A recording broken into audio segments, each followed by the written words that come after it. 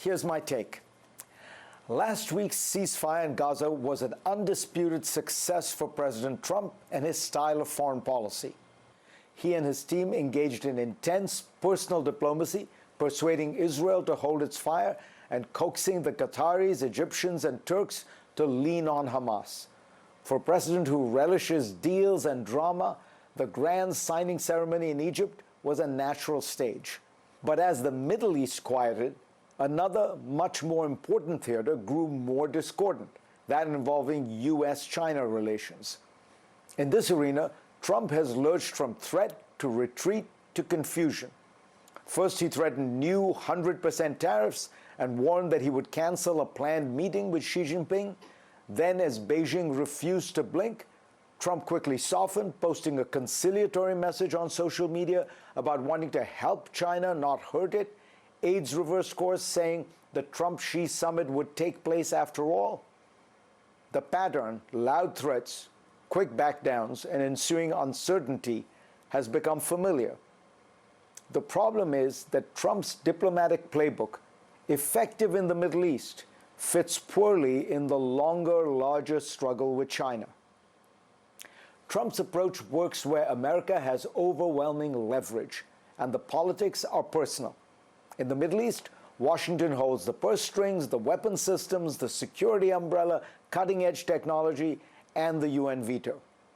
The region's leaders, Netanyahu, Sisi, Erdogan, Mohammed bin Salman, are strong men who respond to presidential pressure and transactional incentives. Trump loves this world. He can call a leader, threaten, flatter, and then make a deal. The Hamas-Israel ceasefire was precisely that kind of performance, personal, visible, and theatrical. The contest with China, by contrast, is structural, a rivalry between two great powers bound by mutual dependence. Here, Trump's instincts misfire. He prefers bluffing to planning, pressure to partnership. But Beijing has the strength to call his bluffs.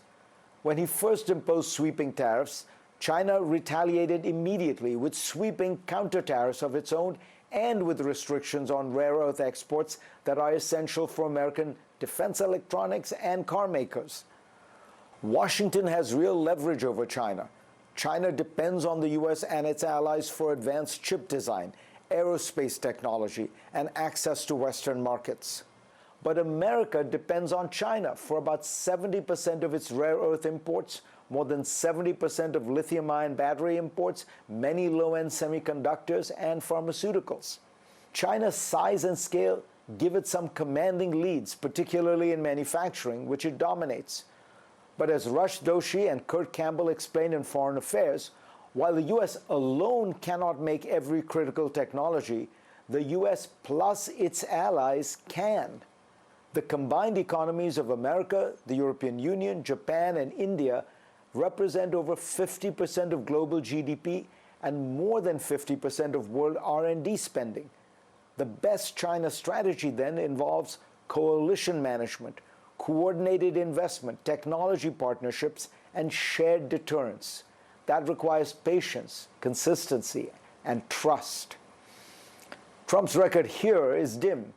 He alienated Europe and Canada with punitive tariffs. He began a review of the AUKUS submarine pact, which binds the US, UK, and Australia in a critical Indo-Pacific partnership.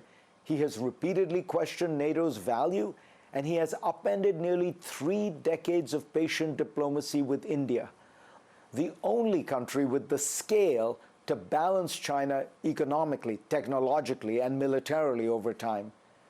By slapping sky-high tariffs on India and publicly courting Pakistan, now a de facto Chinese defense ally, he has managed to enrage New Delhi for little discernible gain. The critical aspect of any competition with China is, of course, internal, rebuilding U.S. capacity by investing in research, supporting critical industries, and attracting global talent. Yet federal R&D funding as a share of GDP had fallen to barely 0.6% by 2023, around half its Cold War average, and that was before Trump's massive research cuts this year. Visa restrictions and other Trump administration actions have driven international student arrivals down 19% since last year. And support for homegrown technology has been pushed aside, replaced instead by tariffs and more tariffs. Consider Washington's strategy towards Taiwan. For half a century, U.S. policy has maintained a fragile but stable equilibrium, supporting Taipei militarily while avoiding provocation. That balance has endured through administrations of both parties because it's grounded in strategic consistency, careful signaling, and institutional memory. U.S.-China relations is not the place for impulsive tweeting. Trump's deal in the Middle East shows that his style of diplomacy can deliver bursts of success where personalities and asymmetries rule. But the China contest is slower, harder, more technical, less theatrical. It requires statecraft, not showmanship, patience, not bravado. The stakes couldn't be higher. If Trump continues to treat Beijing the way he treats the Gulf, America might discover that the art of the deal is no substitute for the architecture of strategy. Go to CNN.com/Fareed for a link to my Washington Post column this week.